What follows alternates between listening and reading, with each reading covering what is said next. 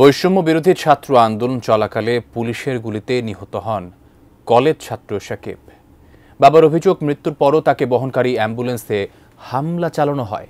সন্তানের মুখও ঠিকমতো দেখতে দেওয়া হয়নি মাকে। ছেলের হত্যার বিচারের আশায় আদালতে ছুটে এসেছেন শাকিবের বাবা। পৃথিবীতে সম্ভবত সবথেকে কঠিন কষ্টের বিষয় সন্তানের মরদেহ বাবার কাঁধে নেয়া।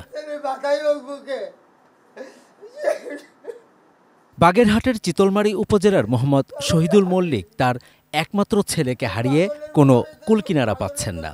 মঙ্গলবার তিনি ছেলে হত্যার বিচারের দাবিতে আন্তর্জাতিক অপরাধ ট্রাইব্যুনালের চিফ প্রসিকিউটরের কাছে অভিযোগ দায়ের করেছেন।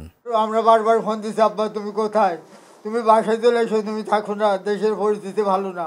6:30-এর পরে আমাকে ফোন গেছে যে আপনার নাম কি শহীদুল, আপনার ছেলে সাব্বির? যে হ্যাঁ আমার ছেলে সাব্বির।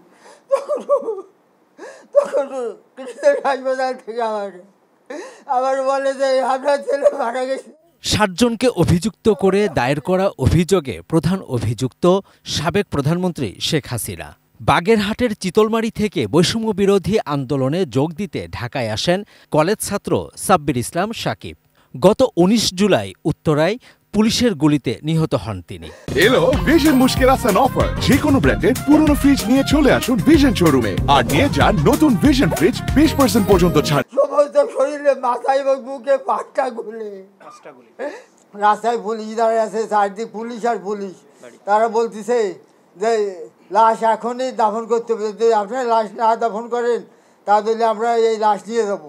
40 মিনিট টাইম দিয়েছে, 40 মিনিটের ভিতর আমরা লাশটা দাফন করতে বাধ্য হয়েছি। আন্তর্জাতিক অপরাধ ট্রাইব্যুনালের চিফ প্রসিকিউটর জানান, বিচারের ক্ষেত্রে প্রাধান্য পাবে এসব নির্মম ঘটনাগুলো।